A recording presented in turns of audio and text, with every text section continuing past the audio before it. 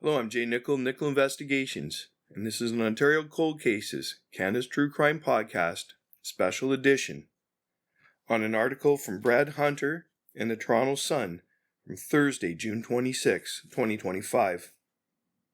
Siding with bad guys. Activists targeting revolutionary crime-fighting tool. The most terrifying words in the English language are, "I'm from the government, and I'm here to help." U.S. President Ronald Reagan. Particularly if you're a crime victim in Canada. One of the most revolutionary developments in solving murders, sexual assaults, and identifying John and Jane Does has now come under the scrutiny of the Information and Privacy Commissioner of Ontario. A nearly 10,000-word opus entitled Guardrails for Police Use of Investigative Genetic Genealogy in Ontario, obtained by the Toronto Sun, is packed with bureaucratese. The Commission wants guardrails to derail police snooping in DNA databases.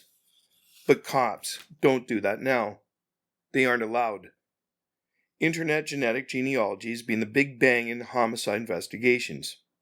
In Toronto alone, 59 murders and sexual assaults have been cleared, along with the identification of those nameless individuals who ended up dead. You may know the names: Christine Jessup, Aaron Gilmore, Susan Tice, and scores of others.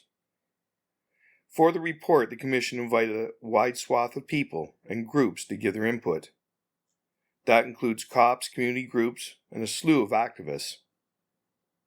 One law enforcement source, who asked not to be identified because of the sensitive nature of their job, was blunt. There was a lot of typical left-wing representation. They didn't appear there for the victims.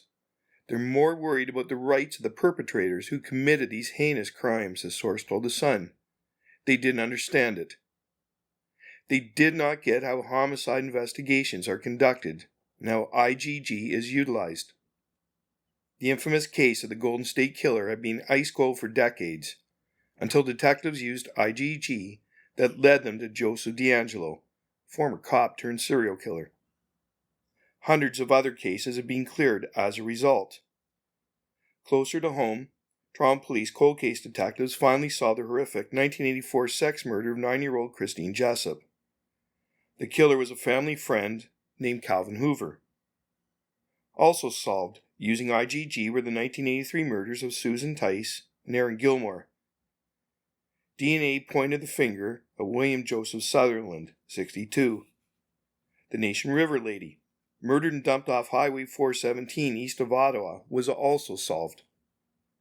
The Commission did its due diligence, the law enforcement source said. They gave the floor to too many people who are clueless about this. People from the Human Rights Commission, that sort of thing. The good news is that police services will follow the direction of the courts. The source doesn't believe the courts will make any changes, but in Canada you never know. They made a lot of recommendations that we're already doing. But the fear is this could tie us up in more red tape than we're already covered in, the source said. Another problem with the report is that it zeroes in on Indigenous and racialized offenders. Any cop will tell you the majority of unsolved murders involve the same two groups. Again, we're seeing another government initiative that doesn't address the needs of the majority, the law enforcement source said. Instead, they're worried about the criminals.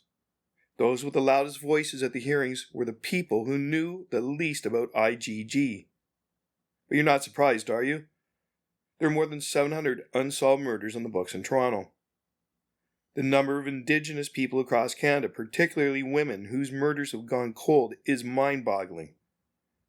Canada's institutions are again focusing on the wrong things.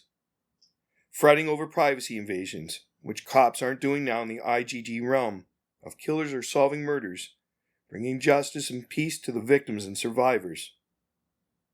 That's a choice. Pretty simple if you think about it. Thank you for listening. This has been an Ontario Cold Cases, Canada's True Crime Podcast Special Edition.